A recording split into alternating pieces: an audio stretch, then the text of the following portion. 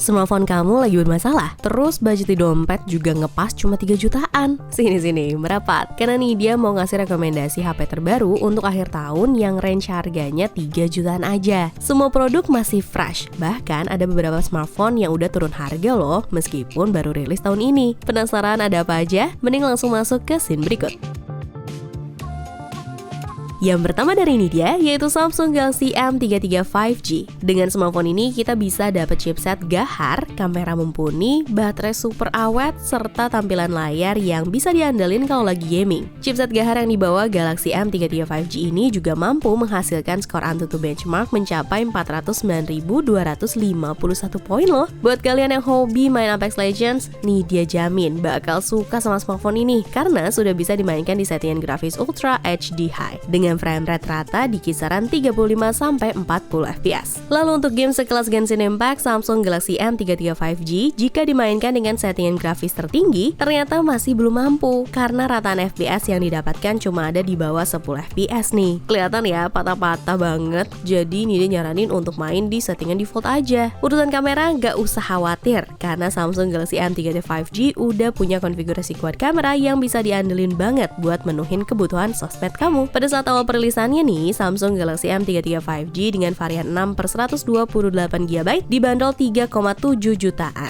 dan sekarang udah 3 jutaan. Nah, untuk varian 8/128GB harga awal rilisnya tuh 3,9 jutaan. Sekarang jadi 3,2 jutaan. Untuk spesifikasi dan harga terupdate-nya ada di scene berikut.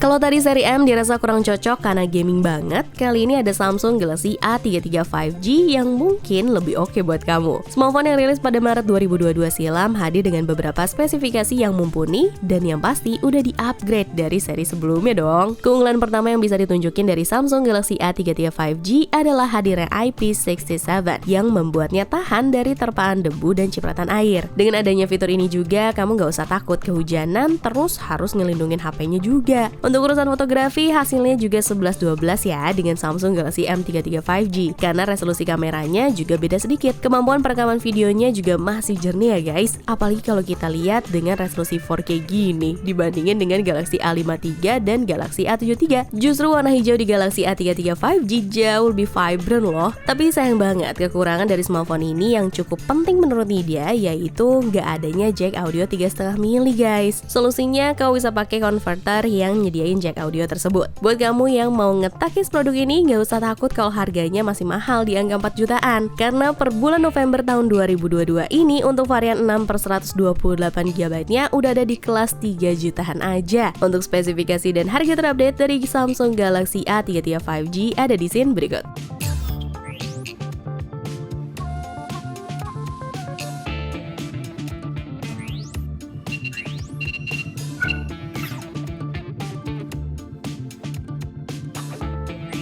Segmen smartphone kelas menengah kayaknya emang menggoda banget ya guys di Indonesia, dimana kelas harga ini yang emang selalu jadi favorit sebagian besar masyarakat. Apalagi dengan hadirnya Realme Narzo 50 5G. Karena Narzo series itu segmen gaming dari Realme, tapi kali ini Realme Narzo 50 5G juga nggak mau ketinggalan ngurusin desainnya. Soalnya kamu lihat nih, sekarang keseluruhan bodinya tuh pakai desain flat yang terkesan minimalis banget. Untuk urusan performa gamingnya, Narzo 50 5G mampu memainkan game Mobile Legends di settingan grafis high dan refresh rate super. Hasilnya pun mulus-mulus aja guys, nggak ada kendala yang ngeganggu banget. Terus untuk game COD Mobile, settingan mentoknya bisa di medium high. Dan lagi-lagi sama kayak Mobile Legends ya, nggak ada frame drop meskipun pasti pakai main ada panasnya sedikit. Lalu pasti pakai main Genshin Impact dengan settingan highest 60 fps, jelas ya masih ada patah-patahnya. Jadi ini dia saranin untuk main di settingan default aja. Pokoknya nih buat kamu yang emang ngerasa gamers banget dan udah pernah nyobain Realme Narzo 50A sebelumnya, gak salah loh buat upgrade ke smartphone yang satu ini demi pengalaman gaming yang lebih memuaskan lagi. Untuk spesifikasi dan harga terupdate dari Realme Narzo 50 5G ada di scene berikut.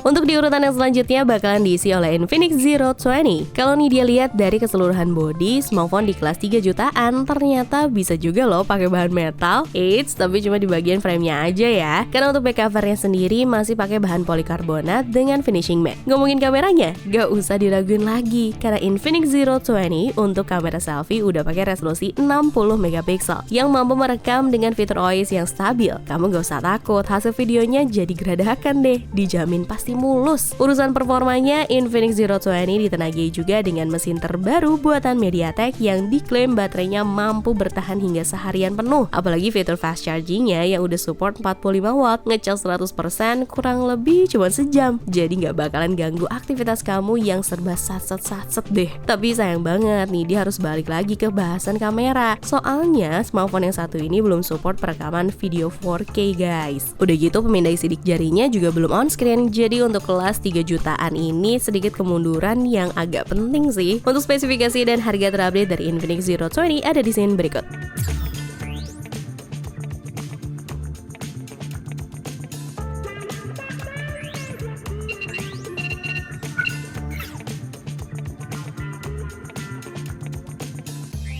Masuk ke urutan selanjutnya ada Realme 9 Pro. Dirilis bersamaan dengan Realme 9 Pro Plus pada Februari 2022, smartphone yang satu ini masih anget banget buat dibahas. Sudah menggunakan chipset terbaru dari Qualcomm nih, smartphone ini punya skor Antutu yang bikin mata kamu melek banget, yaitu 386.760 poin. Ini sih kalau dipakai gaming mulai dari Mobile Legends sampai Genshin Impact pasti bakalan aman gak sih? Namun sayangnya untuk urusan layar, kamu kalau mau kecewa boleh banget loh price bunganya. Pasalnya di Realme 8 Pro panel layar yang dipakai tuh udah AMOLED. Sementara di smartphone ini jadi turun jauh ke IPS LCD sehingga untuk kualitas warna jadi rada redup. Nah, sebagai gantinya Realme menyematkan refresh rate 120Hz untuk menunjang kebutuhan gaming kamu nantinya. Sementara buat kualitas kameranya sendiri, kalau Nvidia menyatut dari GSM Arena nih, rentang warna yang dihasilkan dari Realme 9 Pro udah cukup luas kok, sehingga gambar juga jadi lebih dinamis. Untuk urusan spesifikasi di atas kertasnya sendiri tidak berbeda jauh dengan Realme 8. Hanya saja di Realme 9 Pro untuk lensa sensor kedalaman ditiadakan. Untuk spesifikasi dan harga terupdate dari Realme 9 Pro ada di sini berikut.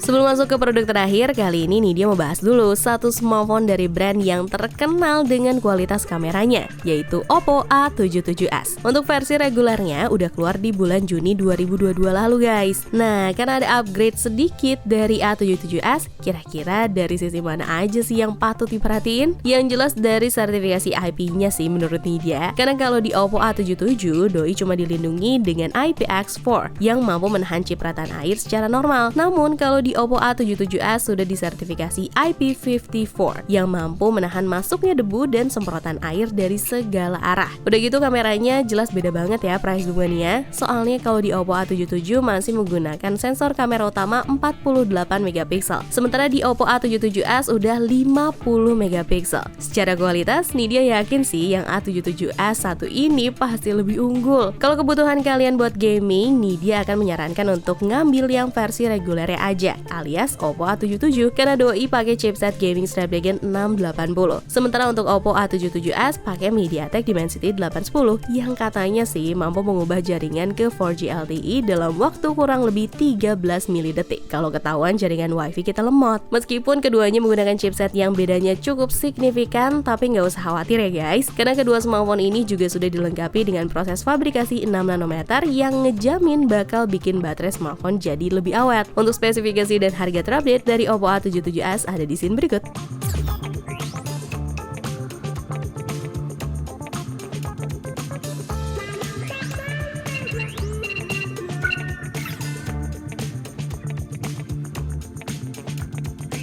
Sejauh ini udah ada yang cocok nggak di kamu smartphone-nya? Terutama cocok di dompet sih. Untuk produk yang terakhir ada Redmi Note 11 Pro. Smartphone ini merupakan varian menengah di antara model standar Redmi Note 11 dan Redmi Note 11 Pro 5G. Diposisikan sebagai penyeimbang, Redmi Note 11 Pro juga dibanderol lebih terjangkau dengan beberapa keunggulan yang bisa diandelin banget. Buat yang pertama, pastinya kelihatan banget dari performanya. Karena pada saat dites benchmark, smartphone ini mampu menghasilkan skor Antutu di angka 304.460 poin loh price ya. Meskipun kelihatan lebih rendah dari Realme 9 Pro dan Realme Narzo 50 5G, tapi kalau dipakai mabar nggak malu-maluin kok. Pas dipakai main Apex Legends, secara default kita sebenarnya cuma disarankan untuk main di settingan rekomendasi gamenya aja, supaya hasil grafis yang ditampilkan tuh nggak mengganggu gameplay kita. Dan kalau mau dipakai untuk main Genshin Impact juga sama nih guys, pakai settingan grafis default aja ya, karena hingga sekarang pun Nvidia juga belum nemuin smartphone yang mampu memainkan Genshin Impact secara lancar di settingan tertingginya. Dibanderol dengan harga Rp3.899.000 untuk varian 8/128GB pada saat awal perilisan. Sekarang sudah turun harga berkisar Rp339.000 di angka Rp3.560.000. Sementara untuk varian 6/128GB-nya sendiri pada saat awal perilisan dibanderol 3,4 jutaan dan sekarang udah turun harga 200 ribuan jadi 3,2 jutaan. Untuk spesifikasi dan harga Redmi Note 11 Pro terupdate ada di scene berikut. Sekalian Nidia izin pamit ya. Ciao Bella.